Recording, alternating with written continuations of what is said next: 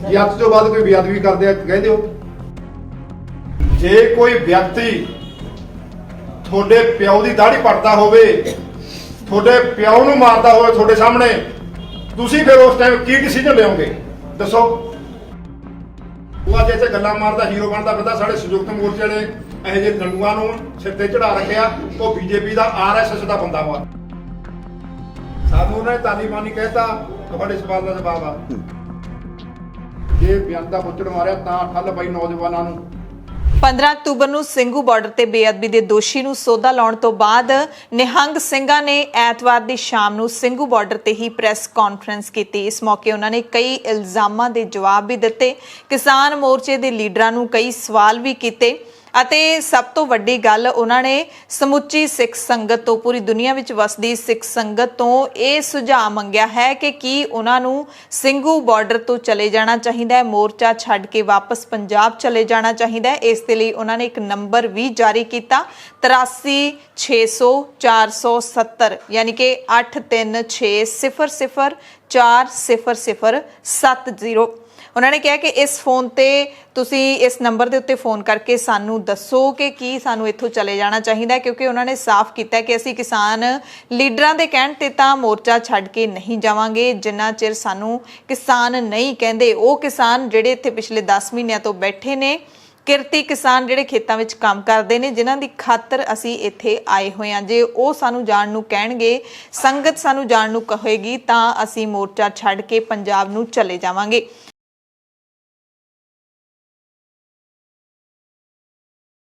ਉਹ ਕਹਿੰਦੇ ਵੀ ਇਹ ਘਟਨਾ ਦਾ ਜਾਂ ਨਿਹੰਗ ਸਿੰਘਾਂ ਦਾ ਸਾਡੇ ਨਾਲ ਕੋਈ ਤਾਲੁਕ ਨਹੀਂ, ਨਿਹੰਗ ਸਿੰਘਾਂ ਨੂੰ ਚਲੇ ਜਾਣ ਸਾਡਾ ਕੋਈ ਥਾਂ ਨਹੀਂ ਇੱਥੇ। ਪਰ ਮੈਂ ਇਹ ਪੁੱਛਣਾ ਚਾਹੁੰਦਾ, ਉਹ ਲੋਕਾਂ ਨੂੰ ਜਿਹੜੇ ਬਿਆਨ ਦੇ ਰਹੇ ਨੇ, ਗੁਰੂ ਗ੍ਰੰਥ ਸਾਹਿਬ ਮਹਾਰਾਜ ਉਹਨਾਂ ਦਾ ਗੁਰੂ ਹੈ ਜਾਂ ਨਹੀਂ? ਉਹ ਗੁਰੂ ਸਾਹਿਬ ਨੂੰ ਗੁਰੂ ਮੰਨਦੇ ਆ ਜਾਂ ਨਹੀਂ? ਇਹਨਾਂ ਤੁਸੀਂ ਪੁੱਛ ਲਓ ਜਾ ਕੇ ਸਵਾਲ, ਤੁਸੀਂ ਪੁੱਛੋ ਉਹਨਾਂ ਨੂੰ। ਅੱਛਾ, ਜੇ ਇਹ ਘਟਨਾ ਗੁਰੂ ਗ੍ਰੰਥ ਸਾਹਿਬ ਮਹਾਰਾਜ ਨਾਲ ਜੁੜੀ ਆ, ਇਹ ਮੋਰਚੇ ਨਾਲ ਨਹੀਂ, ਗੁਰੂ ਸਾਹਿਬ ਦੀ ਬੇਅਦਬੀ ਹੋਈ ਆ। ਜੇ ਉਹਨਾਂ ਨੂੰ ਗੁਰੂ ਪਿਆਰਾ ਨਹੀਂ ਘਟਨਾ, ਉਹ ਲੱਖ ਮੁੱਕਰੀ ਜਾਣਾ, ਫਿਰ ਉਹ ਸਿੱਖ ਨਹੀਂ ਹੋ ਸਕਦੇ। 10 ਮਹੀਨੇ ਦੇ ਬੈਠੇ ਨੇ ਸਿੰਘ, 10 ਮਹੀਨੇ ਦਾ ਕੋਈ ਅਸੀਂ ਵਾਕਿਆ ਗੁਰੂ ਗ੍ਰੰਥ ਸਾਹਿਬ ਦੀ ਬੇਅਦਬੀ ਹੋਈ ਤਾਂ ਇਹ ਨਿਹੰਗ ਸਿੰਘਾਂ ਨੇ ਐਡਾ ਸਟੈਪ ਚੱਕਿਆ ਨੇ, ਸਾਨੂੰ ਕੀ ਲੋੜ ਸੀ ਸਟੈਪ ਚੱਕਣ ਦੀ? ਸੋ ਇਸ ਮੌਕੇ ਨਿਹੰਗ ਸਿੰਘਾਂ ਨੂੰ ਪੱਤਰਕਾਰਾਂ ਨੇ ਵੀ ਕਈ ਸਵਾਲ ਕੀਤੇ ਤੇ ਮੋਰਚਾ ਛੱਡ ਕੇ ਜਾਣ ਦੀ ਜਿਹੜੀ ਗੱਲ ਕੀਤੀ ਗਈ ਹੈ, ਖਾਸ ਕਰਕੇ ਯੋਗੇਂਦਰ ਯਾਦਵ ਦੇ ਵੱਲੋਂ, ਜਿਹੜੇ ਆਪਣੇ ਆਪ ਨੂੰ ਕਿਸਾਨ ਲੀਡਰ ਕਹਾਉਂਦੇ ਨੇ ਪਰ ਉਹਨਾਂ ਦਾ ਕੋਈ ਕਿਸਾਨੀ ਦਾ ਬੈਕਗ੍ਰਾਉਂਡ ਨਹੀਂ ਹੈ, ਬਲਕਿ ਉਹ ਇੱਕ ਸਿਆਸੀ ਪਾਰਟੀਆਂ ਦੇ ਨਾਲ ਜੁੜੇ ਰਹੇ ਨੇ ਜਾਂ ਫਿਰ ਆਪਣੇ ਆਪ ਨੂੰ ਸਮਾਜ ਸੇਵੀ ਦੇ ਵਜੋਂ ਦਰਸਾਉਂਦੇ ਨੇ। ਯੋਗੇਂਦਰ ਯਾਦਵ ਨੇ ਇੱਕ ਵੀਡੀਓ ਪਾ ਕੇ ਕਿਹਾ ਸੀ ਕਿ ਨਿਹੰਗ ਸਿੰਘਾਂ ਨੂੰ ਮੋਰਚਾ ਛੱਡ ਕੇ ਚਲੇ ਜਾਣਾ ਚਾਹੀਦਾ ਹੈ, ਉਹਨਾਂ ਦੀ ਫਿਲਹਾਲ ਇੱਥੇ ਕੋਈ ਲੋੜ ਨਹੀਂ ਹੈ। ਤਾਂ ਉਸ ਮਸਲੇ ਦੇ ਉੱਤੇ ਜਵਾਬ ਦਿੱਤਾ ਹੈ ਯੋਗੇਂਦਰ ਯਾਦਵ RSS ਦਾ ਬੰਦਾ ਹੈ, BJP ਦਾ ਬੰਦਾ ਹੈ, ਵੱਡੇ ਇਲਜ਼ਾਮ ਵੀ ਲਾਏ ਨੇ। ਯੋਗੇਂਦਰ ਯਾਦਵ ਇਹਦੇ ਨਾਲ ਕੋਈ ਐਡਾ ਕੋਈ ਖਾਸ, ਮੈਂ ਕਹਿੰਦਾ ਉਹ ਇਕੱਠ ਕਰੇ, ਮੈਨੂੰ ਦਿਖਾਵੇ ਕਿੰਨੇ ਉਹਦੇ ਨਾਲ ਉਹਦੇ ਇਲਾਕੇ ਦੇ ਤੁਰਦੇ ਨੇ। ਉਹ ਅੱਜ ਇੱਥੇ ਗੱਲਾਂ ਮਾਰਦਾ ਹੀਰੋ ਬਣਦਾ ਫਿਰਦਾ। ਸਾਡੇ ਸੰਯੁਕਤ ਮੋਰਚੇ ਨੇ ਇਹੋ ਜਿਹੇ ਲੰਡੂਆਂ ਨੂੰ ਸਿਰ ਤੇ ਚੜਾ ਰੱਖਿਆ। ਉਹ BJP ਦਾ RSS ਦਾ ਬੰਦਾ ਵਾ। ਇਹ ਜਿਹੜੇ ਇਹੋ ਜਿਹੇ ਗੱਲਾਂ ਕਰਦਾ, ਉਹ ਜਿੱਥੇ ਮਰਜ਼ੀ ਬੈਠ ਕੇ, ਮੈਂ ਯੋਗੇਂਦਰ ਯਾਦਵ ਨੂੰ ਚੈਲੰਜ ਕਰ ਲੈਣਾ, ਜਿੱਥੇ ਮਰਜ਼ੀ ਸਾਹਮਣੇ ਬੈਠ ਕੇ ਗੱਲ ਕਰ, ਜੇ ਤੇਰੀ ਜ਼ਰੂਰਤ ਆ ਅਸੀਂ ਜਿੱਥੇ ਮਰਜ਼ੀ ਬੁਲਾ ਅਸੀਂ ਆਉਂਦੇ ਆ ਲਾਈਵ ਚੱਲਦੇ ਤੇ ਗੱਲਾਂ ਬਾਤਾਂ ਹੋਣਗੀਆਂ। ਸਾਡੇ ਸਵਾਲਾਂ ਦਾ ਜਵਾਬ ਦਿਓ। ਉਹ ਉਦੋਂ ਕਿਉਂ ਨਹੀਂ ਆਇਆ ਜਦੋਂ RSS BJP ਚੜ੍ਹ ਕੇ ਆ ਗਈ ਸੀ ਸਟੇਜ ਦੇ ਉੱਤੇ, ਕਿਸਾਨਾਂ ਨੂੰ ਮਾਰਕੁੱਟ ਕਰ ਰਹੀ ਸੀ? ਉਦੋਂ ਇਹ ਯੋਗੇਂਦਰ ਯਾਦਵ ਕਿੱਥੇ ਗਿਆ ਸੀ? ਕਿੱਥੇ ਗਿਆ ਸੀਗਾ? ਉਹ ਤਾਂ ਕਹਿੰਦੇ ਸਾਡੇ ਹੈ ਨਹੀਂ ਗੇ, ਆ ਸਾਡੇ ਤੇ ਇਲਜ਼ਾਮਬਾਜ਼ੀ ਕਰ ਰਹੇ ਨੇ। ਸਾਡੇ ਕੋਲ ਵੱਡੇ ਖੁਲਾਸੇ ਨੇ, ਜੇ ਅਸੀਂ ਆਪਦੀ ਆਈ ਤੇ ਆ ਕੇ ਇਹਨਾਂ ਨੂੰ ਭੱਜਣ ਨੂੰ ਰਾਹ ਨਹੀਂ ਛੱਡਣਾ ਸਾਡੇ ਲੀਡਰਾਂ ਨੂੰ। ਕਿੱਥੇ ਫਿਰਦੇ ਨੇ ਇਹ? ਕਿੱਥੇ ਕਿਉਂ ਇਹ ਸਾਰੇ ਭਾਰਤ ਦੇ ਕਿਸਾਨਾਂ ਨੂੰ ਅੱਗ ਦੀ ਝੁਕ ਰਹੇ ਨੇ? ਜਾਂ ਅਸੀਂ ਚੈਲੰਜ ਕਰਦੇ ਸਾਰਿਆਂ ਨੂੰ, ਸਾਡੇ ਸਾਹਮਣੇ ਬੈਠੋ, ਤੁਸੀਂ ਸਾਡੇ ਸਾਹਮਣੇ ਬੈਠੋ, ਸਾਨੂੰ ਸਵਾਲ ਕਰੋ, ਅਸੀਂ ਜਵਾਬ ਦੇਵਾਂਗੇ। ਜੇ ਤੁਹਾਡੇ ਜੁਰਤ ਹੈ, ਜੇ ਤੁਸੀਂ ਸੱਚੇ ਹੋ ਤਾਂ ਅਸੀਂ ਸਵਾਲ ਕਰਾਂਗੇ, ਤੁਸੀਂ ਜਵਾਬ ਦੇ ਕੇ ਦਿਓ। ਤਾਂ ਐਵੇਂ ਭਕਾਈ ਮਾਰੀ ਜਾਣੀ, ਐਵੇਂ ਕਰੀ ਜਾਣਾ, ਉਹ ਨਾ ਕਰਿਓ, ਕਰੋ। ਤੁਹਾਡੀ ਗੱਡੀਆਂ ਸੇਵਾਵਾਂ ਨੇ, ਜੱਗ ਜਾਣਦਾ ਵੀ ਸਾਡੀ ਗੱਡੀਆਂ ਸੇਵਾਵਾਂ ਨੇ। ਜੇ ਸੰਗਤ ਕਹੂ ਅਜੇ ਤਾਂ ਕਹਿੰਦੇ ਪ੍ਰਵਾਨ ਕਰਦੇ ਆ, ਜੇ ਸੰਗਤ ਕਹੂ ਚਲੇ ਜਾਵਾਂਗੇ, ਸੰਗਤ ਕਹੂ ਰਹਿ ਪਾਂਗੇ, ਜਿੰਨੀ ਸੇਵਾ ਹੋਗੀ ਪ੍ਰਵਾਨ ਕਰ ਲਈ। ਅੱਤਵਾਦੀ ਜਿਹੜਾ ਕਿਹਾ ਜਾ ਰਿਹਾ ਹੈ ਜਿਨ੍ਹਾਂ ਲੋਕਾਂ ਦੇ ਵੱਲੋਂ ਜਾਂ ਫਿਰ ਜਿਨ੍ਹਾਂ ਸਿਆਸੀ ਲੀਡਰਾਂ ਦੇ ਵੱਲੋਂ, ਉਹਨਾਂ ਨੂੰ ਜਵਾਬ ਦਿੰਦਿਆਂ ਕਿਹਾ ਕਿ ਅੱਤਵਾਦੀ ਅਸੀਂ ਨਹੀਂ, ਕਾਂਗਰਸ ਅਤੇ BJP ਅੱਤਵਾਦੀ ਹੈ। ਸਾਰੇ ਸਵਾਲਾਂ ਦਾ ਜਵਾਬ ਦੇਣ ਨੂੰ ਤਿਆਰ ਆ। ਅੱਤਵਾਦੀ ਅਸੀਂ ਆ ਜਾਂ ਉਸ ਟਾਈਮ ਤੁਸੀਂ ਲੋਕ ਦੇ ਜਿਨ੍ਹਾਂ ਨੇ ਨੌਜਵਾਨਾਂ ਨੂੰ ਘਰਾਂ ਦੇ ਵਿੱਚੋਂ ਕੱਢ ਕੇ ਮਾਰਿਆ, ਬੇਅੰਤ ਤੇ ਬੁੱਚੜ ਵਰਗਿਆਂ ਨੇ। ਉਸ ਟਾਈਮ ਤੁਸੀਂ ਸਾਡੀ ਸਿੱਖ ਕੌਮ ਦਾ ਕਾਂਗਰਸ ਨੇ ਘਾਣ ਕਰਕੇ ਰੱਖਤਾ। ਅੱਜ ਤੁਸੀਂ ਸਾਨੂੰ ਅੱਤਵਾਦੀ ਦੱਸਦੇ ਹੋ। ਉਹ ਠੱਲ ਤਾਂ ਹੀ ਪੈਣੀ ਜੇ ਬੇਅੰਤ ਦਾ ਬੁੱਚੜ ਮਾਰਿਆ ਤਾਂ ਠੱਲ ਪਈ ਨੌਜਵਾਨਾਂ ਨੂੰ, ਨਹੀਂ ਤੁਸੀਂ ਕੋਈ ਛੱਡਿਆ ਹੀ ਨਹੀਂ। ਬਰਾਤ ਹੀ ਨਹੀਂ ਚੜੀ ਪੰਜਾਬ ਦੇ ਵਿੱਚ 20 ਸਾਲ ਤੁਸੀਂ ਅੱਜ ਗੱਲਾਂ ਕਰਦੇ ਹੋ, ਸਾਨੂੰ ਅੱਤਵਾਦੀਆਂ ਦਾ ਖਿਤਾਬ ਦਿੰਦੇ ਹੋ। ਹੁਣ ਤੱਕ ਗੁਰੂ ਸਾਹਿਬ ਦੀਆਂ ਬੇਅਦਬੀਆਂ ਦਾ ਹੁਣ ਠੱਲ ਪਊਗੀ। ਜੇ ਅੱਜ ਤੋਂ ਬਾਅਦ ਕੋਈ ਬੇਅਦਬੀ ਕਰਦੇ ਆ ਕਹਿ ਦਿਓ। ਜਿਨ੍ਹਾਂ ਨੇ ਕਰੀ ਆ ਜਿਨ੍ਹਾਂ ਨੇ ਕਰੀ ਆ ਉਹਨਾਂ ਨੂੰ ਸਜ਼ਾ ਦਿੱਤੀ ਆ, ਤੇ ਜਿਨ੍ਹਾਂ ਨੇ ਸੋਧਿਆ ਸਿੰਘਾਂ ਨੇ ਉਹ ਮੁਕਰੇ ਨਹੀਂ। ਉਹਨਾਂ ਨੇ ਹਿੱਕ ਟੋਕ ਕੇ ਕਿਹਾ ਵੀ ਅਸੀਂ ਸੋਧਿਆ ਅਸੀਂ ਸਿਲੰਡਰ ਕਰਦੇ ਆ। ਇਹਦੇ ਵਿੱਚ ਗੱਲਾਂ ਕਿਹੜੀਆਂ ਅੱਤਵਾਦੀ ਦਾ? ਜੇ ਅਸੀਂ ਇੱਥੇ ਸ਼ਾਂਤੀ ਬਣਾਈ ਰੱਖਣਾ ਤਾਂ ਹੀ ਉਹਨਾਂ ਸਿਲੰਡਰ ਕਿਤੇ ਭੱਜ ਨਹੀਂ ਦੇ। ਮੋਦੀ ਸਰਕਾਰ ਅੱਤਵਾਦੀ ਹੈ ਜਿਹੜਾ ਸਾਡੇ ਉੱਤੇ ਜ਼ੁਲਮ ਕਰ ਰਹੀ ਹੈ, ਜਿਹੜੇ ਸਾਡੇ ਕਿਸਾਨਾਂ ਨੂੰ ਦਰੜ ਕੇ ਮਾਰਿਆ ਜਾ ਰਿਹਾ, ਕਿਤੇ ਲਾਠੀਚਾਰਜ ਕਰਕੇ ਮਾਰਿਆ ਜਾ ਰਿਹਾ। ਅੱਤਵਾਦੀ ਕਾਂਗਰਸ ਹੈ ਜਿਹਨੇ ਸਿੱਖਾਂ ਨੂੰ ਕੋਹ ਕੇ ਮਾਰਿਆ। ਅੱਤਵਾਦੀ ਉਹ ਲੋਕ ਨੇ ਜਿਹੜੇ ਇਨਸਾਨੀਅਤ ਦਾ ਕਤਲ ਕਰ ਰਹੇ ਨੇ, ਜਿਹਨੂੰ ਗੁਰੂ ਦੀ, ਰਮਾਇਣ ਦੀ, ਕੁਰਾਨ ਦੀ ਜਾਂ ਕਿਸੇ ਸਤਿਕਾਰਯੋਗ ਹਸਤੀ ਦੀ ਕੋਈ ਪਰਵਾਹ ਹੀ ਨਹੀਂ। ਉਹਨੂੰ ਦਿਨੇ ਅੱਗ ਲਾ ਕੇ ਉਹਨੂੰ ਦਿਨੇ ਲਾ ਉਹਨਾਂ ਦੇ ਸਰੂਪਾਂ ਦੀ ਬੇਅਦਬੀ ਕੀਤੀ ਜਾ ਰਹੀ। ਅੱਤਵਾਦੀ ਵੱਡੇ ਉਹ ਨੇ, ਅਸੀਂ ਨਹੀਂ। ਅਸੀਂ ਅਮਨ ਪਸੰਦ ਦੇਸ਼ ਆ। ਮੈਂ ਬਿੱਟੇ ਨੂੰ ਪੁੱਛਣਾ ਚਾਹੁੰਦਾ ਹੈ ਵੀ ਤੈਂ ਉਦੋਂ ਅੱਤਵਾਦੀ ਕਿਉਂ ਨਹੀਂ ਦੱਸਿਆ ਜਦੋਂ ਸਾਰੇ ਭਾਰਤ ਦੇ ਵਿੱਚ ਕਰੋਨਾ ਮਹਾਮਾਰੀ ਪਈ? ਉੱਥੇ ਇਹਨਾਂ ਨੇ ਜਾ ਕੇ ਸਾਰੇ ਲੰਗਰ ਚਲਾਏ। ਉਦੋਂ ਅਸੀਂ ਕਿੱਥੇ ਸੀ? ਉਦੋਂ ਅਸੀਂ ਸੇਵਾਦਾਰ ਬਣ ਗਏ ਸੀਗੇ। ਅੱਜ ਤੂੰ ਸਾਨੂੰ ਅੱਤਵਾਦੀ ਦੱਸਦਾ। ਤੈਂ ਉਦੋਂ ਅੱਤਵਾਦੀ ਕਿਉਂ ਨਹੀਂ ਦੱਸਿਆ ਜਦੋਂ ਸਾਡੇ ਬੱਚੇ ਸਰਹੰਦਾਂ ਦੇ ਉੱਤੇ ਲੜਦੇ ਨੇ ਜਾ ਕੇ, ਉੱਥੇ ਫੌਜੀ ਦੀ ਦੇਸ਼ ਦੀ ਰਖਵਾਲੀ ਕਰਦੇ ਨੇ ਭਾਰਤ ਦੇ? ਉਹ ਅੱਤਵਾਦੀ ਨਹੀਂ। ਹੁਣ ਸਾਡੇ ਅੱਜ ਪੰਜਾਬ ਦੇ 5 ਨੌਜਵਾਨ ਸਿੱਖ ਆਪਦੀ ਸ਼ਹਾਦਤ ਦਿੱਤੀ ਆ। ਹਫ਼ਤਾ ਹਜੇ ਹੋਇਆ ਨਹੀਂ ਹੈਗਾ। ਗੱਜਣ ਸਿੰਘ ਵਰਗੇ ਨੌਜਵਾਨ ਜਿਹੜੇ ਹਜੇ ਸਾਲ ਇੱਕ ਵਿਆਹ ਨੂੰ ਨਹੀਂ ਹੋਇਆ ਚੰਗੀ ਤਰ੍ਹਾਂ, ਉਹਨਾਂ ਨੇ ਗ੍ਰਸਤੀ ਜੀਵਨ ਵੀ ਮਾਣਿਆ ਨਹੀਂ।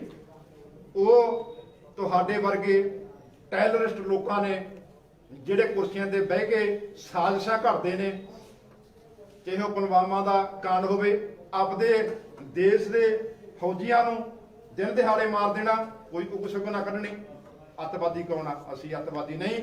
ਅੱਤਵਾਦੀ ਤੁਸੀਂ ਕੁਰਸੀਆਂ ਤੇ ਬੈਠਣ ਵਾਲੇ ਲੋਕ ਹੋ। ਕਾਂਗਰਸ ਅੱਤਵਾਦੀ ਹੈ, ਭਾਜਪਾ ਅੱਤਵਾਦੀ ਹੈ।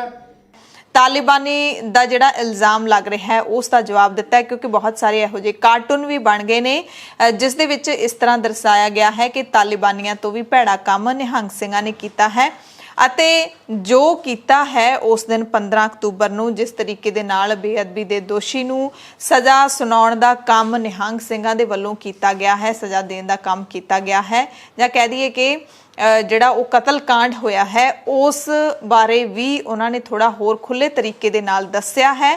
ਤੇ ਨਾਲੇ ਇਹ ਸਵਾਲ ਪੁੱਛਿਆ ਹੈ ਪੂਰੀ ਦੁਨੀਆ ਦੇ ਵਿੱਚੋਂ, ਪੂਰੇ ਭਾਰਤ ਦੇ ਵਿੱਚੋਂ, ਕਿ ਜੇ ਕਿਸੇ ਤੇ ਵੀ ਧਾਰਾ 302 ਲੱਗ ਜਾਂਦੀ ਹੈ, ਕਤਲ ਦੀ ਧਾਰਾ ਲੱਗ ਜਾਂਦੀ ਹੈ, ਤਾਂ ਸਾਨੂੰ ਇੱਕ ਮਿਸਾਲ ਦਿਖਾ ਦਿਓ ਜਦੋਂ ਕਤਲ ਕਰਨ ਵਾਲਾ ਖੁਦ ਆ ਕੇ ਪੁਲਿਸ ਦੇ ਸਾਹਮਣੇ ਪੇਸ਼ ਹੁੰਦਾ ਹੋਵੇ। ਸਾਨੂੰ ਉਹਨਾਂ ਨੇ ਤਾਲਿਬਾਨੀ ਕਹਿਤਾ, ਤੁਹਾਡੇ ਸਵਾਲ ਦਾ ਜਵਾਬ ਆ। ਤੇ ਜਦੋਂ ਕਿਸਾਨਾਂ ਉੱਤੇ ਤੁਰੇ ਜਾਂਦੇ ਉੱਤੇ ਨਿਹੱਤਿਆਂ ਉੱਤੇ ਉਹਨਾਂ ਨੂੰ ਜੀਪ ਚੜਾ ਕੇ ਮਾਰਿਆ, ਉਹਨਾਂ ਨੂੰ ਗੋਲੀਆਂ ਮਾਰ ਕੇ ਮਾਰਿਆ ਗਿਆ, ਉਹ ਕੌਣ ਸੀਗੇ? ਉਹ ਦੇਸ਼ ਭਗਤ ਸੀਗੇ। ਸਾਡੇ ਖਿਲਾਫ FIR ਵੀ ਦਰਜ ਨਹੀਂ ਹੋਈ, ਜਿਹੜਾ ਮਰਿਆ ਹੈ ਉਸ ਦੀ ਵੀ ਪਛਾਣ ਨਹੀਂ ਦੱਸੀ, ਜਿਹਨੇ ਮਾਰਿਆ ਹੈ ਉਸ ਨੂੰ ਵੀ ਅਣਪਛਾਤੇ ਲਿਖਿਆ।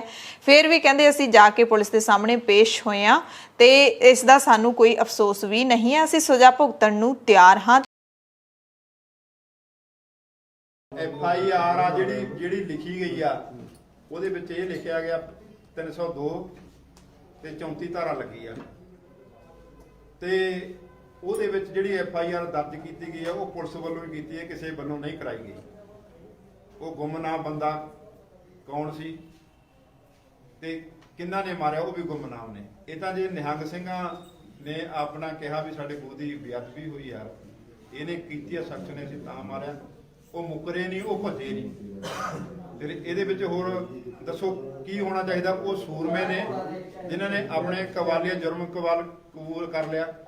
ਮੈਂ ਕਹਿੰਦਾ ਮੈਨੂੰ ਦੁਨੀਆ ਦਾ ਕੋਈ ਵੀ ਪੁਲਿਸ ਦਾ ਜਿਹੜਾ ਵੱਡਾ ਉੱਚ ਅਧਿਕਾਰੀ ਹੈ ਉਹ ਇੱਕੋ ਹੀ ਗੱਲ ਦਾ ਮੇਰੇ ਜਵਾਬ ਦੇ ਦੇਵੇ ਵੀ 302 ਦਾ ਜਦੋਂ ਕੇਸ ਬਣਦਾ ਹੈ ਤੁਹਾਡੇ ਕੋਲ ਕੋਈ ਬੰਦਾ ਆਪ ਆਇਆ ਚੱਲ ਕੇ? ਹੁਣ ਸਰਕਾਰ ਇਹਨੂੰ ਹੋਰ ਬੜਾਵਾ ਦੇਵੇ, ਇੱਥੇ ਸੰਕੋਚ ਕਰੇ, ਜਿਹੜੀ ਕਾਨੂੰਨੀ ਪ੍ਰਕਿਰਿਆ ਉਹ ਆਰੰਭ ਕਰੇ, ਜਿੱਧਰ ਉਹਦੀਆਂ ਜੜਾਂ ਜਾਂਦੀਆਂ ਨੇ, ਜਿਹੜੀ ਸੱਚਾਈ ਆ, ਜਿਹੜੇ ਬੰਦਿਆਂ ਨੇ ਭੇਜਿਆ, ਕਿਉਂ ਭੇਜਿਆ, ਉਧਰ ਤੁਰਨਾ ਚਾਹੀਦਾ, ਉਹ ਸੱਚਾਈ ਕੱਢਣੀ ਚਾਹੀਦੀ ਆ। ਜੇ ਅਸੀਂ ਜਾਣਬੁੱਝ ਕੇ ਉਹਨੂੰ ਕਤਲ ਕਰਿਆ ਜਾਂ ਸਾਡੀ ਨਿੱਜੀ ਰੰਜਿਸ਼ ਉਹਦੇ ਵਿੱਚ ਨਿਕਲਦੀ ਹੈ, ਅਸੀਂ ਸਾਰੇ ਜੇਲ੍ਹ ਜਾਣ ਨੂੰ ਤਿਆਰ ਹਾਂ। ਤੇ ਪੁਲਿਸ ਨੂੰ ਵੀ ਇਹ ਤਾੜਨਾ ਕੀਤੀ ਹੈ ਕਿ ਗੱਲ ਨੂੰ ਹੋਰ ਪਾਸੇ ਘੁਮਾਉਣ ਦੀ ਕੋਸ਼ਿਸ਼ ਨਾ ਕੀਤੀ ਜਾਵੇ। ਉਸ ਗੱਲ ਦੀ, ਉਸ ਪਹਿਲੂ ਦੀ ਜਾਂਚ ਕੀਤੀ ਜਾਵੇ ਕਿ ਉਹ ਬੰਦਾ ਬੇਅਦਬੀ ਕਰਨ ਦੇ ਲਈ ਇੱਥੇ ਕਿਹਨੇ ਭੇਜਿਆ ਸੀ। ਨਿਹੰਗ ਸਿੰਘਾਂ ਨੇ ਤਾਂ ਆਪਣਾ ਜਿਹੜਾ ਜੋ ਵੀ ਕੀਤਾ ਹੈ ਉਹ ਜਨਤਕ ਤੌਰ ਤੇ ਸ਼ਾਨ ਨਾਲ ਕਬੂਲ ਕੀਤਾ। ਕਹਿੰਦੇ ਅਸੀਂ ਉਸ ਬੰਦੇ ਨੂੰ ਮਾਰਿਆ ਹੈ ਜਿਸ ਨੇ ਬੇਅਦਬੀ ਕੀਤੀ ਹੈ। ਤੇ ਕਹਿੰਦੇ ਕਿ ਹੁਣ ਅਸੀਂ ਤਾਂ ਸਜ਼ਾ ਭੁਗਤਣ ਨੂੰ ਤਿਆਰ ਹਾਂ, ਕਾਨੂੰਨ ਮੁਤਾਬਿਕ ਸਾਨੂੰ ਜਿਹੜੀ ਸਜ਼ਾ ਬਣਦੀ ਹੈ ਕਤਲ ਦੀ ਉਹ ਦੇ ਦਿਓ, ਸਾਡੇ ਪਿੱਛੇ ਪੈਣ ਦੀ ਹੁਣ ਲੋੜ ਨਹੀਂ ਹੈ, ਅਸੀਂ ਖੁਦ ਤੁਹਾਡੇ ਕੋਲ ਚੱਲ ਕੇ ਆ ਗਏ ਹਾਂ। ਤੁਸੀਂ ਜਾਂਚ ਉਸ ਗੱਲ ਦੀ ਕਰੋ ਜਿਸ ਦੀ ਹੋਣੀ ਚਾਹੀਦੀ ਹੈ ਕਿ ਬੇਅਦਬੀ ਕਰਨ ਵਾਲਾ ਬੰਦਾ ਕਿਹਨੇ ਭੇਜਿਆ ਸੀ, ਤਾਂ ਕਿ ਜਿੰਨੀਆਂ ਹੁਣ ਤੱਕ 450 ਬੇਅਦਬੀਆਂ ਹੋ ਚੁੱਕੀਆਂ ਨੇ 6 ਸਾਲਾਂ ਦੇ ਵਿੱਚ, ਉਹਨਾਂ ਦਾ ਵੀ ਪਤਾ ਲੱਗ ਸਕੇ। ਜੇ ਇਹਦੇ ਵਿੱਚ ਧੱਕਾ ਕਰਨਗੇ, ਬੰਦਿਆਂ ਨੂੰ ਨਾਮਜ਼ਦ ਹੋਰ ਕਰਨਗੇ, ਫਿਰ ਇਹਦਾ ਅਸੀਂ ਵਿਰੋਧ ਕਰਾਂਗੇ। ਅਸੀਂ ਪਹਿਲੋਂ ਬੰਦੇ ਲੈ ਕਹਿ ਕੇ ਦਿੱਤੇ ਨੇ, 4 ਜਿਹੜੇ ਬੰਦੇ ਨੇ ਉਹ ਕਹਿ ਕੇ ਦਿੱਤੇ ਨੇ, ਤੇ ਹੁਣ ਉੱਪਰ ਦੀ ਗੱਲ ਕਰਨਗੇ, ਕੋਈ ਚੌਥਾ, ਪੰਜਵਾਂ, ਛੇਵਾਂ ਦੇ ਫੜਨ ਦੀ ਗੱਲ ਇਹ ਕਰਦੇ ਆ, ਫਿਰ ਇਹਦਾ ਵਿਰੋਧ ਵੀ ਹੋਊਗਾ। ਇਹਦੇ ਵਾਸਤੇ ਅਸੀਂ ਤਿਆਰ ਹਾਂ ਪੂਰੇ। 27 ਅਕਤੂਬਰ ਟਾਈਮ 2 ਵਜੇ ਐਸੇ ਭਰਤ ਪਲਾਜੇ ਦੇ ਵਿੱਚ ਜਥੇਦਾਰਾਂ ਦੀ ਰਹਿਨੁਮਾਈ ਦੇ ਹੇਠ ਇਹ ਮੀਟਿੰਗ ਹੋਣੀ ਹੈ ਸਾਰੇ ਪੰਥ ਦਰਦੀਆਂ ਦੀ, ਜਿਨ੍ਹਾਂ ਨੂੰ ਦਰਦ ਹੈ ਪੰਥ ਦਾ, ਜਿਨ੍ਹਾਂ ਨੂੰ ਦਰਦ ਹੈ ਨਾ ਵੀ ਪੰਥ ਦਾ, ਵੀ ਇਹ ਹੋਣਾ ਨਹੀਂ ਚਾਹੀਦਾ। ਹਾਂ, ਸਾਨੂੰ ਕਹਿ ਦੇਣਾ, ਇਹ ਕਹੀ ਜਾਂਦੇ ਨੇ ਸਾਨੂੰ ਇਹਨਾਂ ਦੀ ਪਰਵਾਹ ਨਹੀਂ, ਕਿਉਂਕਿ ਅਸੀਂ ਇਹਨਾਂ ਦੇ ਕਰਕੇ ਆਏ ਨਹੀਂ। ਇਹ ਜਿੰਨਾ ਮਰਜ਼ੀ ਜ਼ੋਰ ਲਾਈ ਜਾਣ, ਜਿਵੇਂ ਮਰਜ਼ੀ ਸਟੇਜਾਂ ਤੇ ਚੜ੍ਹ ਕਹੀ ਜਾਣ, ਇਹ ਝੰਡੇ ਲਾ ਲਓ ਜੀ, ਇਹ ਕਹਿੰਦੇ ਧਾਰਮਿਕ ਸਟੇਜ ਨਹੀਂ। ਫਿਰ ਜੇ ਧਾਰਮਿਕ ਸਟੇਜ ਨਹੀਂ, ਫਿਰ ਸੁਖਮਨੀ ਸਾਹਿਬ ਰੋਜ਼ ਕਿਉਂ ਕਰਦੇ ਹੋ? ਸਾਨੂੰ ਇਤਰਾਜ਼ ਨਹੀਂ ਕਿ ਹੋਣਾ ਚਾਹੀਦਾ, ਪਰ ਕਹਿੰਦੇ ਕਿਉਂ ਨੇ ਮੇਰੇ ਗੱਲਾਂ? ਅਰਦਾਸ ਕਿਉਂ ਕਰਦੇ ਨੇ? ਫਿਰ ਉੱਥੇ ਬਾਈਬਲ ਗੁਰੂ ਮਹਾਰਾਜ ਤੇ ਪਾਤਸ਼ਾਹ ਕਿਰਪਾ ਕਰਨ, ਜਿਹੜਾ ਉਹ ਕੁਰਾਨ ਦੀਆਂ ਆਇਤਾਂ ਉਹ ਕਿਉਂ ਪੜ੍ਹਾਈਆਂ ਜਾਂਦੀਆਂ ਨੇ? ਫਿਰ ਬਈ ਜੇ ਨਹੀਂ ਹਨੂਮਾਨ ਚਾਲੀਸਾ ਪੜ੍ਹਾਇਆ ਜਾਂਦਾ, ਜੇ ਫਿਰ ਨਾਲੇ ਤੇ ਧਰਮ ਨੂੰ ਲੈ ਕੇ ਲੋਕਾਂ ਨੂੰ ਕਤਲ ਕਰ ਰਹੇ ਨੇ, ਤੇ ਨਾਲ ਕਹਿੰਦੇ ਧਰਮ ਦਾ ਕੋਈ ਮੁੱਦਾ ਹੀ ਨਹੀਂ। ਇਹ ਸਪਸ਼ਟ ਕਰਨ ਆਪਣੀ ਗੱਲ, ਇਹ ਵੀ ਇਹ ਗੱਲ, ਇਹ ਧਰਮ ਦੇ ਇਹ ਕਿਹੜੇ ਖਾਨੇ ਵਿੱਚ ਪਾਉਂਦੇ ਆ ਗੱਲ ਨੂੰ? ਇਹ ਜਿੰਨਾ ਮਰਜ਼ੀ ਕਹੀ ਜਾਣ, ਸਾਨੂੰ ਇਹਨਾਂ ਦੀ ਪਰਵਾਹ ਕੋਈ ਨਹੀਂ, ਤੇ ਨਾ ਅਸੀਂ ਇਹਨਾਂ ਦੇ ਕਰਕੇ ਆਏ ਹਾਂ। ਅਸੀਂ ਆਏ ਆ ਕਿਸਾਨ ਮਜ਼ਲੂਮਾਂ ਵਾਸਤੇ, ਜਿਨ੍ਹਾਂ ਵਾਸਤੇ ਸਾਨੂੰ ਸਤਿਗੁਰ ਨੇ ਸਾਜਿਆ, ਅਸੀਂ ਉਹਨਾਂ ਵਾਸਤੇ ਆਏ ਆ। ਤੇ ਜਿੰਨਾ ਚਿਰ ਉਹ ਨਹੀਂ ਕਹਿੰਦੇ, ਇਹ ਬੁੱਧੀਜੀਵੀ ਸਾਨੂੰ ਕਹਿ ਦੇਣ ਆ ਕੇ, ਇਹ ਕਿਸਾਨ ਵੀਰ ਸਾਨੂੰ ਕਹਿ ਦੇਣ ਆ ਕੇ ਵੀ ਭਾਈ ਤੁਸੀਂ ਚਲੇ ਜਾਓ, ਅਸੀਂ ਉਸੇ ਵੇਲੇ ਜਿਸ ਤਰ੍ਹਾਂ ਬਾਬਾ ਜੀ ਨੇ ਕਿਹਾ, ਅਸੀਂ ਫਤਿਹ ਬੁਲਾ ਕੇ ਇੱਥੋਂ ਚਾਲੇ ਪਾ ਦੇਵਾਂਗੇ। ਨੰਬਰ ਨੋਟ ਕਰ ਲਓ, 83 600 470। ਦੁਬਾਰਾ ਫੇਰ ਨੋਟ ਕਰ ਲਓ, 83 600 ਪੂਰਾ 400 ਪੂਰਾ 70 ਪਿੱਛੇ। ਇਹ ਨੰਬਰ ਦੱਸਦਾ, ਬਾਬਿਆਂ ਨੇ ਤੁਹਾਨੂੰ ਨੰਬਰ ਦੱਸਦੇ, ਇਹ ਨੰਬਰ ਪੂਰੇ ਵਰਲਡ ਦੇ ਵਿੱਚ ਪਹੁੰਚਾ ਦਿਓ। ਇਹਨਾਂ ਨੰਬਰਾਂ ਦੇ ਉੱਤੇ ਸਾਨੂੰ ਇਹ ਲੋਕ ਕਮੈਂਟ ਕਰਕੇ ਦੱਸਣ, ਸਾਨੂੰ ਇਹ ਸੁਨੇਹਾ ਦੇਣ ਵੀ ਜਿਹੜੇ ਬਾਕੀ ਜਿਹੜੀ ਉਹ ਮੀਟਿੰਗਾਂ ਜਿੱਦਣ ਆ ਕੇ ਉਹ ਸਾਰਾ ਉਹ ਸਾਨੂੰ ਦੱਸ ਦੇਣਾ, ਅਸੀਂ ਚਾਲੇ ਪਾ ਦੇਵਾਂਗੇ। ਇੱਕ ਹੋਰ ਉਹਨਾਂ ਨੇ ਕਿਹਾ ਹੈ ਕਿ ਅਸੀਂ ਕਿਸੇ ਵੀ ਗ੍ਰੰਥ ਦਾ ਅਪਮਾਨ ਨਹੀਂ ਸਹਿ ਸਕਦੇ, ਚਾਹੇ ਉਹ ਸਾਡੇ ਇਸ਼ਟ ਦਾ ਅਪਮਾਨ ਹੋਵੇ ਜਾਂ ਫਿਰ ਹਿੰਦੂ ਧਰਮ ਦੇ ਧਾਰਮਿਕ ਗ੍ਰੰਥ ਦਾ ਜੇ ਅਪਮਾਨ ਹੋਵੇ ਜਾਂ ਫਿਰ ਮੁਸਲਿਮ ਭਾਈਚਾਰੇ ਦਾ ਹੋਵੇ। ਸਾਡੇ ਸਾਹਮਣੇ ਕਿਸੇ ਵੀ ਗ੍ਰੰਥ ਦਾ ਅਪਮਾਨ ਹੁੰਦਾ, ਅਸੀਂ ਇਹੀ ਕਰਨਾ ਸੀ ਜੋ ਹੁਣ ਕੀਤਾ ਹੈ। ਜਦੋਂ ਰਮਾਇਣ ਦੀ ਬੇਅਦਬੀ ਹੁੰਦੀ ਆ, ਸਾਨੂੰ ਉਨਾ ਹੀ ਦੁੱਖ ਲੱਗਦਾ। ਜੇ ਕੋਈ ਕੁਰਾਨ ਦੀ ਬੇਅਦਬੀ ਕਰਦਾ, ਸਾਨੂੰ ਉਡਾ ਹੀ ਦੁੱਖ ਹੈ। ਜੇ ਗੁਰੂ ਗ੍ਰੰਥ ਸਾਹਿਬ ਮਹਾਰਾਜ ਜੀ ਸਾਡੇ ਇਸ਼ਟ ਦੀ ਅੱਜ ਬੇਅਦਬੀ ਹੋਈ ਆ, ਤਾਂ ਸਾਨੂੰ ਉਦੋਂ ਵੱਡਾ ਦੁੱਖ ਹੈ। ਤੇ ਜਿਹੜੇ ਦੂਜੇ ਲੋਕ ਨੇ, ਜਿਹੜੇ ਸਾਨੂੰ ਜਾਤਾਂ ਪਾਤਾਂ ਦੇ ਵਿੱਚ ਵੰਡ ਕੇ ਆਪਣੀਆਂ ਕੁਰਸੀਆਂ ਤੇ ਕਾਬਜ ਹੋਏ ਨੇ, ਉਹਨਾਂ ਨੂੰ ਇਹ ਸਮਝ ਲੈਣਾ ਚਾਹੀਦਾ ਵੀ ਜਿਹੜੀ ਹੁਣ ਲੋਕ ਨੇ ਪੜ੍ਹੇ ਲਿਖੇ ਨੇ, ਉਹ ਤੁਹਾਡੀਆਂ ਚਾਲਾਂ ਨੂੰ ਸਮਝ ਰਹੇ ਨੇ। ਤੇ ਜੇ ਉਹ ਇੱਥੇ ਭੇਜਿਆ, ਸਾਜ਼ਿਸ਼ ਘੜਤਾ, ਕਿਸੇ ਲਾਲਚ ਦੇ ਵਿੱਚ ਆ ਕੇ ਉਹਨੇ ਇਸ਼ਟ ਨੂੰ ਹੱਥ ਪਾਇਆ, ਤਾਂ ਹੀ ਉਹਦਾ ਇਹ ਹਾਲ ਹੋਇਆ। ਕਹਿੰਦੇ ਵੀ ਉਹਨੂੰ ਚੋਲਾ ਜਿਹੜਾ ਬਾਣਾ ਤੁਸੀਂ ਆਪ ਪਵਾਇਆ, ਉਹਨੂੰ ਬਾਣਾ ਕਿਸੇ ਨੇ ਨਹੀਂ ਪਵਾਇਆ ਜੀ। ਉਹ ਬਾਣਾ ਉਹਨੇ ਆਪਣੇ ਆਪ ਚੋਰੀ ਚੁੱਕ ਕੇ ਪਾਇਆ ਉੱਥੋਂ, ਉਹਨੂੰ ਕਿਸੇ ਨੇ ਬਾਣਾ ਨਹੀਂ ਪਵਾਇਆ। ਸਾਜ਼ਿਸ਼ ਦਾ ਪਰਦਾਫਾਸ਼ ਹੋਣਾ ਬੜਾ ਜ਼ਰੂਰੀ ਹੈ, ਕਿਉਂਕਿ ਇੱਕ ਵੱਡੀ ਸਾਜ਼ਿਸ਼ ਹੈ, ਇਹ ਕੋਈ ਆਮ ਵਾਪਰੀ ਘਟਨਾ ਨਹੀਂ ਹੈ। ਤੇ ਅਖੀਰ ਦੇ ਵਿੱਚ ਨਿਹੰਗ ਸਿੰਘਾਂ ਦੇ ਜਿਹੜੇ ਮੁਖੀ ਹੈਗੇ ਨੇ, ਉੱਥੇ ਜਿਹੜਾ ਦਲ ਬੈਠਾ ਹੈ, ਮੁਖੀ ਬਾਬਾ ਰਾਜਾ ਰਾਮ ਸਿੰਘ, ਉਹਨਾਂ ਨੇ ਸਾਰਿਆਂ ਨੂੰ ਸੁਨੇਹਾ ਵੀ ਦਿੱਤਾ ਹੈ। ਜਿਹੜਾ ਇਹ ਕਿਸਾਨੀ ਮੁੱਦਾ ਇਹਨੂੰ ਢਾਹ ਲਾਉਣ ਵਾਸਤੇ ਇਹ ਵੱਡੀ ਸਾਜ਼ਿਸ਼ ਰਚੀ ਗਈ ਆ। ਗੁਰੂ ਗ੍ਰੰਥ ਸਾਹਿਬ ਮਹਾਰਾਜ ਦੀ ਸਰਬਲੋਧੀ ਗ੍ਰੰਥ ਦੀ ਬੇਅਦਬੀ ਕਰਾਉਣ ਵਾਸਤੇ ਇੱਥੇ ਜਿਹੜੇ ਬੰਦਾ ਭੇਜਿਆ ਗਿਆ ਉਹਦੇ ਮਗਰ ਇੱਕ ਵੱਡਾ ਮਕਸਦ ਹੈ। ਉਹ ਅਸੀਂ ਕਹਿੰਦੇ ਬਾਹਰ ਆਉਣਾ ਚਾਹੀਦਾ। ਜਿਹਨੇ ਭੇਜਿਆ, ਕਿਹਨੇ ਕਰਾਇਆ, ਇਸ ਮੋਰਚੇ ਨੂੰ ਖਤਮ ਕਰਨ ਵਾਸਤੇ, ਤਾਰ ਫੀਡੋ ਕਰਨ ਵਾਸਤੇ ਇਹ ਜਿਹੜੀ ਸਾਜ਼ਿਸ਼ ਆ ਵੱਡੇ ਪੱਧਰ ਤੇ ਰਚੀ ਗਈ ਆ। ਪਰ ਮੈਂ ਇੱਕ ਦਾਅਵੇ ਨਾਲ ਇਹ ਵੀ ਗੱਲ ਕਹਿਣਾ ਚਾਹੁੰਦਾ ਤੁਹਾਨੂੰ, ਚਾਹੇ ਲਿਖ ਕੇ ਲੈ ਲਓ ਮੇਥੋਂ, ਬਈ ਇਸ ਦਾ ਬੇਅਦਬੀ ਦਾ ਜਿਹੜਾ ਮੁੱਦਾ ਹੈ, ਜਿਹੜੀ ਸੱਚਾਈ ਹੈ, ਉਹ ਨਹੀਂ ਨਿਕਲਣੀ। ਨਾ ਗਵਰਨਮੈਂਟ ਕੱਢ ਕੇ ਦੇਵੇ, ਹੁਣ ਤੱਕ ਨਹੀਂ ਦਿੱਤੀਆਂ ਸਾਨੂੰ। ਤੇ ਅਖੀਰ ਤੇ ਇੱਕ ਬੜਾ ਅਹਿਮ ਸਵਾਲ ਪੁੱਛਿਆ ਗਿਆ ਉਹਨਾਂ ਦੇ ਵੱਲੋਂ, ਪੱਤਰਕਾਰਾਂ ਨੂੰ ਖਾਸ ਤੌਰ ਤੇ ਇਹ ਸਵਾਲ ਪੁੱਛਿਆ ਕਿ ਜੇ ਤੁਹਾਡੇ ਪਿਓ ਦੀ ਦਾੜੀ ਨੂੰ ਕੋਈ ਹੱਥ ਪਾ ਲਵੇ, ਜੇ ਤੁਹਾਡੇ ਪਿਓ ਨੂੰ ਤੁਹਾਡੇ ਸਾਹਮਣੇ ਕੋਈ ਮਾਰਦਾ ਹੋਵੇ ਤਾਂ ਤੁਸੀਂ ਕੀ ਕਰੋਗੇ? ਤਾਂ ਅੱਗੋਂ ਪੱਤਰਕਾਰਾਂ ਨੇ ਸਾਫ਼ ਤੌਰ ਤੇ ਇਹ ਜਵਾਬ ਦਿੱਤਾ ਕਿ ਅਸੀਂ ਉਹੀ ਕਰਾਂਗੇ ਜੋ ਤੁਸੀਂ ਕੀਤਾ। ਉੱਥੇ ਹੀ ਬਸ ਇੰਨਾ ਜਿਹੜਾ ਜਵਾਬ ਸੁਣ ਕੇ ਨਿਹੰਗ ਸਿੰਘਾਂ ਨੇ ਆਪਣੀ ਜਿਹੜੀ ਪ੍ਰੈਸ ਵਾਰਤਾ ਉਹ ਖਤਮ ਕਰ ਦਿੱਤੀ। ਅਸੀਂ ਸ਼ਾਂਤੀ ਦੇ ਪੁਜਾਰੀ ਹਾਂ। ਅਸੀਂ ਕਿਸੇ ਦੇ ਘਰੇ ਚੜ ਕੇ ਨੇ ਕੋਈ ਨਜਾਇਜ਼ ਨਹੀਂ ਕਰੀ। ਜੇ ਸਾਡੇ ਇਸ਼ਟ ਦੀ ਬੇਅਦਬੀ ਹੋਈ ਆ ਤਾਂ ਸਿੰਘਾਂ ਦਾ ਖੂਨ ਖੌਲਿਆ, ਤੁਰਤ ਉਹਨੂੰ ਸੋਧਾ ਲਾਇਆ ਗਿਆ। ਜਿਹੜੇ ਲੋਕ ਇਹ ਕਹਿੰਦੇ ਨੇ ਸਾਰੀ ਪ੍ਰੈਸ ਖੜੀ ਆ, ਮੇਰੀ ਸਾਰੀ ਪ੍ਰੈਸ ਨੂੰ ਮੈਨੂੰ ਇੱਕ ਸਵਾਲ ਦਾ ਜਵਾਬ ਦੇ ਦਿਓ ਵੀ ਤੁਸੀਂ ਸਾਰਿਆਂ ਨੇ ਦੇਣਾ ਜਵਾਬ। ਮੈਂ ਇੱਕੋ ਹੀ ਸਵਾਲ ਕਰਦਾ ਤੁਹਾਨੂੰ। ਮੇਰਾ ਸਵਾਲ ਇਹ ਆ, ਜੇ ਕੋਈ ਵਿਅਕਤੀ ਤੁਹਾਡੇ ਪਿਓ ਦੀ ਦਾੜੀ ਪੱਟਦਾ ਹੋਵੇ, ਤੁਹਾਡੇ ਪਿਓ ਨੂੰ ਮਾਰਦਾ ਹੋਵੇ ਤੁਹਾਡੇ ਸਾਹਮਣੇ, ਤੁਸੀਂ ਫਿਰ ਉਸ ਟਾਈਮ ਕੀ ਡਿਸੀਜਨ ਲਿਓਗੇ? ਦੱਸੋ, ਪ੍ਰੈਸ ਦੱਸੇ ਸਾਰੀ, ਬੋਲੋ ਕੀ ਕਰੋਗੇ ਤੁਸੀਂ ਉਸ ਵਕਤ? ਬੋਲੋ ਕੀ ਕਰੋਗੇ ਉਸ ਵਕਤ? ਤੁਸੀਂ ਕੀ ਕਰੋਗੇ? ਜੋ ਹੋਏਗਾ ਉਹੀ ਕਰੋਗੇ। ਬਸ ਇਹੀ ਕੰਮ ਹੋਏਗਾ। ਸਾਡੇ ਪਿਓ ਦੀ ਪੱਗ ਨੂੰ ਹੱਥ ਪਾਇਆ, ਜੋ ਅਸੀਂ ਇਹਨਾਂ ਨੇ ਕਰਨਾ ਸੀ।